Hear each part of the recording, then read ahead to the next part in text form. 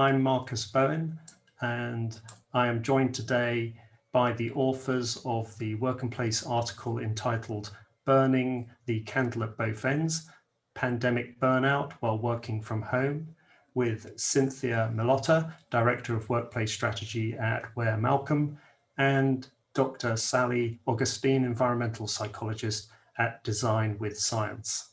So Cynthia, Sally, welcome. Good to have you on Work&Place. And just to get started, where are you? Well, I'm speaking to you from Chicago today, and Cynthia is also in Chicago. Wow. Okay, there we go. And I'm in Hong Kong, truly international.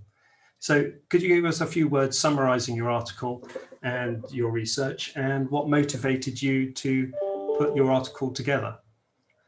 Well, we started with a series of Ware Malcolm clients to investigate how their workforce was managing working from home. And this actually research is the product of the second group of interviews that we did, and really trying to explore how's it working out. And we didn't really plan on writing a burnout article, but it quickly turned into the findings we were getting was quickly turned into, okay, we have to dig a little bit deeper on this topic. But it's great to have an article about burnout, because burnout is, people say, oh, I've got burnout, and they don't really precisely define it. And I think what your article does is it really structures what burnout means, and obviously gets into some definitions which are really useful.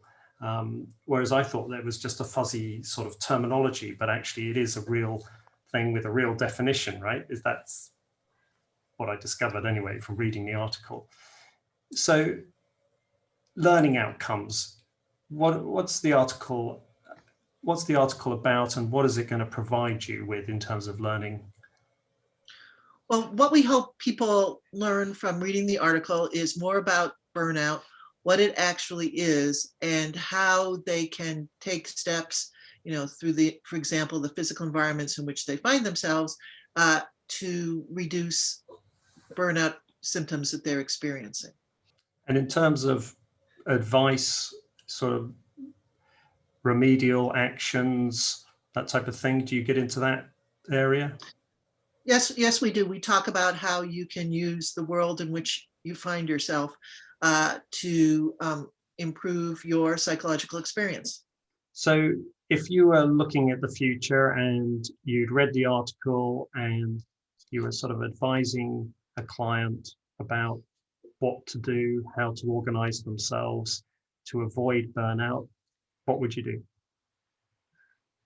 Well, clearly, burnout is not a new phenomena, right? And it's something that's been, researched by the psychological community since the 70s. Burnout followed people home during the COVID pandemic when everyone was sent home. As we look to the future, burnout comes with the person. So we are really advising our clients to look at all the tools available to them to help mitigate burnout for their employees, not just the environment, but job policies and things people can do as an individual to try to manage their life stress. Mm-hmm. So the article has lots of really specific strategic and tactical ways to explore those topics. Yeah, I actually, in reading it, and I've read it a few times, I sort of went through and went, it's like a checklist. Am I following this? Am I doing this? It can work at a personal level as well as a sort of practitioner, professional level. It was really quite helpful at that level. But just looking ahead, returning to the office, what's the future? Where does this take us? Where does this sort of understanding about burnout take us? I think a better understanding burnout and similar conditions makes it clear that we have to think very flexibly when we're considering the future world of work, whether people are working at home or in corporate centers. And Cynthia, in terms of the practice that you're in and how you advise your clients, you're turning into a psychologist by the sounds of it. Well, That's always a good thing. Turning into a psychologist is always a good thing. I've been hanging around with Sally too much, maybe. No.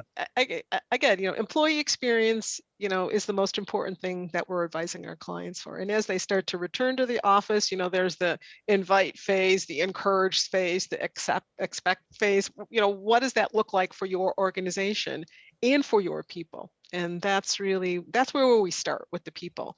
And then the workplace will follow after you get the people part right. Yeah, it was a fantastic article. Really enjoyed reading it. Got a lot out of it. Fantastic citations, by the way. We always love lots of good citations at Work&Place. So top score for that. So thank you, Cynthia. Thank you, Sally, for being with us. And I commend anybody who's watching this to get onto the Work&Place website, find your article, download it in PDF or read it online. Thank you.